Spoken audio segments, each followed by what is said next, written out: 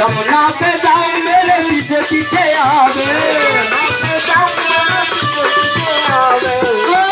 सागर छोड़ दे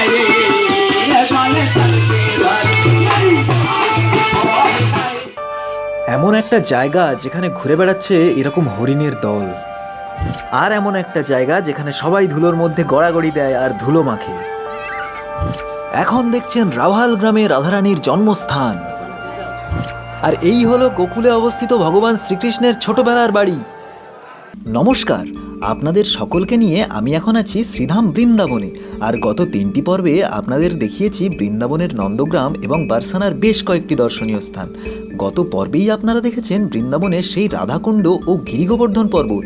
এখনও না দেখে থাকলে এই ভিডিওর ডেসক্রিপশনে দেওয়া লিঙ্ক থেকে অবশ্যই দেখবেন। আজ আমার বৃন্দাবন ভ্রমণের 4র্থ পর্বে আপনাদেরকে দেখাবো। চলুন না তাহলে শুরুই করা যাক। রাধে রাধে। মথুরা বৃন্দাবন ভ্রমণে আমি এখন আছি গোকুল গ্রামে, অর্থাৎ যে গ্রামে কৃষ্ণের ছোটবেলা কেটেছে। এবং আজ প্রথম আমরা যে স্থানটি দর্শন করব তার নাম হলো রমন রেতি। মথুরা থেকে কয়েক কিলোমিটার দূরেই অবস্থিত এই রমন রেতি।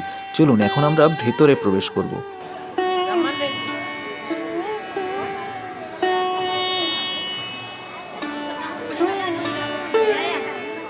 সারা মথুরা বৃন্দাবন জুড়েই কিন্তু ছড়িয়ে আছে ভগবান শ্রীকৃষ্ণের নানান লীলা কাহিনী, এবং এই রমন রেতিও ভগবান শ্রীকৃষ্ণের সেই রকমই একটি লীলাস্থল। এখানে এই যে মন্দিরটি দেখছেন, এটি হলো রমন বিহারীজির মন্দির। এবং আপনি জানলে অবাক হবেন, এই মন্দিরটিতে গেলে আপনি দেখবেন সারা মন্দির জুড়ে শুধুই ধুলো আর ধুলো, ওগুলো কিন্তু পরিষ্কারও করা হয় না।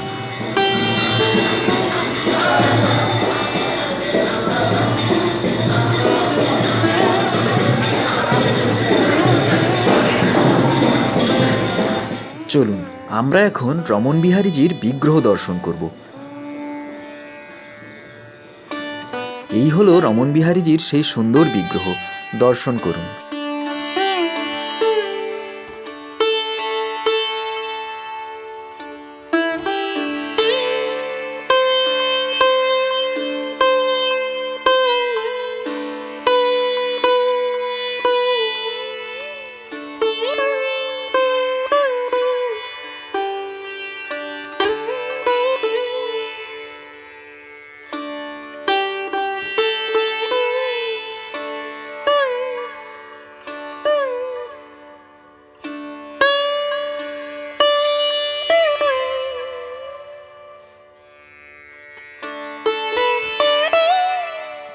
এই মন্দিরটি যে সবসময় ধুলোময় অবস্থায় থাকে তার পেছনেও আছে ভগবান শ্রীকৃষ্ণের ছোটবেলার একটি সুন্দর লীলা কাহিনী।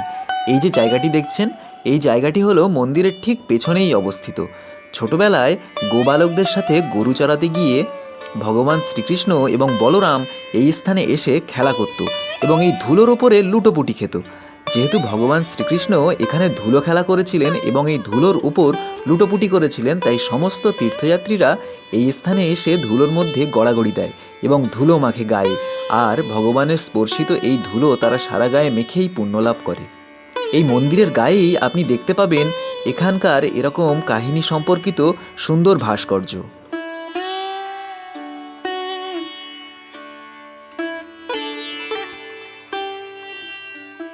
রমন রেতি থেকে বেরিয়েই মেন রাস্তার ঠিক এপারে আসলেই দেখতে পাবেন এইরকম একটি সুন্দর দৃশ্য, যেখানে ঘুরে বেড়াচ্ছে এইরকম সুন্দর সব হরিণ। এখানে কিন্তু শুধুমাত্র এক রকমের হরিণ নয়, এই যেমন দেখছেন এই হরিণগুলো, এগুলোর কিন্তু কোনো শিং নেই, এখানে আপনি খাবারও চাইলে দিতে পারেন। আর এই দেখুন, এই হরিণগুলোর দেখুন কত বড় বড় শিং, এবং প্রচুর পরিমাণে এই হরিণ আছে এবং তার সাথে আছে প্রচুর রাজহাঁস। রমন রেতি এবং এই ডিয়ার পার্ক এই দুটি রাস্তার ঠিক এপার ওপারে অবস্থিত।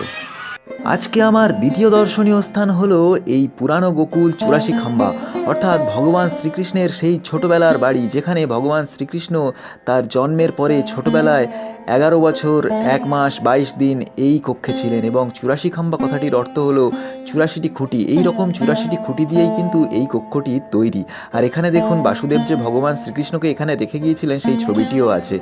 এরপর নন্দরাজা কৃষ্ণকে কংসের হাত থেকে বাঁচানোর জন্য নন্দগ্রামে গিয়ে বাড়ি তৈরি করেন। সেই বাড়ি আপনাদের আমার বৃন্দাবন ভ্রমণের দ্বিতীয় পর্বে দেখিয়েছি। এখন দর্শন করুন এই ভগবান শ্রীকৃষ্ণের পুরানো বাড়ি 84 খাম্বা। এখন আমরা আছি গোকুল গ্রামের আরও একটি বিশেষ দর্শনীয় স্থানে। আমরা এখন আছি গোকুলের চিন্তাহরণ মহাদেব মন্দিরে, এবং এখানে আসতেই যে সুন্দর দৃশ্যটি চোখে পড়ল, কিছু মানুষ এরকম গাছের ছায়ায় বসে খুব সুন্দর ভজন গাইছেন।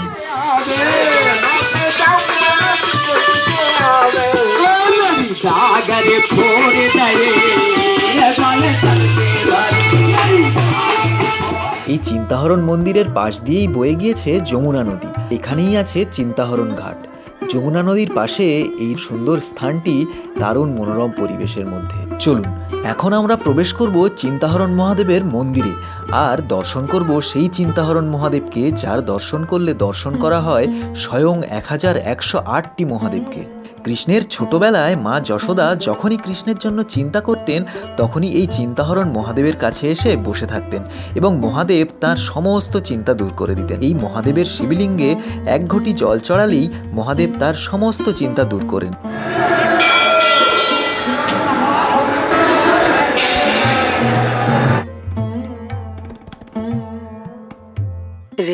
চিন্তাহরণ মহাদেব দর্শনের পরে আপনাদের নিয়ে আমি এখন আছি এই বৃন্দাবনে। দিন রাত সকাল সন্ধে 24 ঘন্টা চারিদিকে যে নাম অবিরত জপিত হয়, অর্থাৎ যে রাধা নামে সারা মথুরা বৃন্দাবন ঘুম থেকে জেগে ওঠে এবং আবার ঘুমাতে যায়, সেই স্বয়ং রাধারানীর জন্মস্থানে মথুরা থেকে প্রায় 13 কিলোমিটার এবং গোকুল থেকে প্রায় 7 কিলোমিটার দূরে যমুনা নদীর তীরে রাভাল গ্রামে এই স্থানেই আবির্ভূত হয়েছিলেন বৃন্দাবন তথা ভগবান শ্রীকৃষ্ণের প্রাণ স্বয়ং রাধারানী। গেট দিয়ে প্রবেশ করে সামনেই চোখে পড়বে এরকম সুন্দর করে সাজানো রাধাকৃষ্ণের এই সুন্দর বিগ্রহ। ঠিক পাশেই আছে লাডলি রাধার হামাগুড়ি দেওয়ার এই সুন্দর মূর্তি, দেখুন।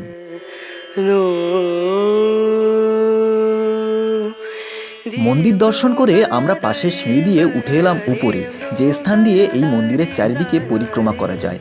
আজ এই মন্দিরটি যে স্থানে অবস্থিত, আগে এই স্থানে যমুনা নদী প্রবাহিত হতো এবং রাজা বৃষভানু এই যমুনা নদীতেই স্নান করতে এসে এক পদ্মের উপরে ছোট্ট রাধারানীকে এই স্থানেই পেয়েছিলেন। এখন এই উপর থেকে দূরে তাকালে যমুনা নদীকে দেখা যায় অনেকটা দূরে সরে গিয়েছে। এই মন্দিরের গায়ে এখন যে বৃক্ষটি দেখছেন, এই বৃক্ষটি হলো একটি সুন্দর অলৌকিক বৃক্ষ, যে বৃক্ষটিকে বলা হয় কল্পবৃক্ষ।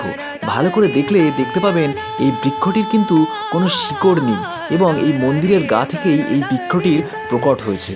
এবং এই বৃক্ষের চারিদিকে প্রচুর মানুষ কিন্তু তাদের মনস্কামনা জানিয়ে এখানে ধাগা বেঁধে গেছে। রাধারানীর জন্মস্থান মন্দিরের গেট থেকে বাইরে বেরোলেই সামনে পড়বে এই পাঁচিলে ঘেরা নিরিবিলি শান্ত বাগানটি, এবং এই বাগানটি হলো লাডলি রাধারানীর বাগান, যে বাগানে ছোট্ট রাধারানী একসময় খেলা করত। চলুন আমরা এখন ভেতরে প্রবেশ করব। এই যে দেখুন, গেটের উপরে বড় বড় করে লেখা আছে শ্রী লাডলি রাধারানী জি কা প্রাচীন বাগিচা রাভলধাম, অর্থাৎ রাভলধামে ছোট্ট রাধারানীর প্রাচীন বাগান।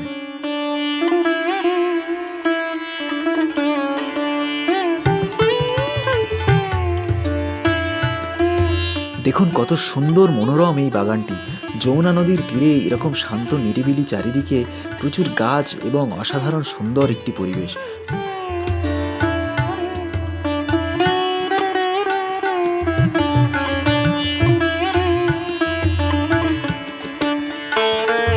আর এই যে ঘরটি দেখছেন, এই ঘরটি কিন্তু সেই প্রাচীন আমলের।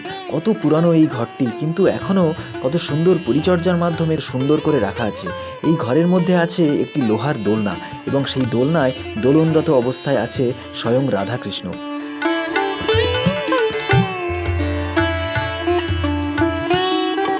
কত সুন্দর লাগে ভাবতে যে একসময় ছোট্ট রাধারানী এই বাগানে খেলা করত এবং এত বছর পরে সেই স্থানে আজও আমরা যেতে পারছি, আজও দেখতে পাচ্ছি, অনুভব করতে পারছি। সত্যি স্বয়ং রাধারানীর কৃপা না থাকলে এই ছোট্ট মানব জীবনে এই দুর্লভ দৃশ্য দর্শন করা হয়তো অসম্ভব। এখানকার পরিবেশে, এখানকার বাতাসে সবসময় যেন মিশে আছে স্বয়ং রাধারানীর ছোঁয়া। আজ এই পর্বে ছিল এতটুকুই। বৃন্দাবনের বিখ্যাত প্রেম মন্দির নিয়ে দেখা হচ্ছে ঠিক এর পরের পর্বে। রাধে রাধে।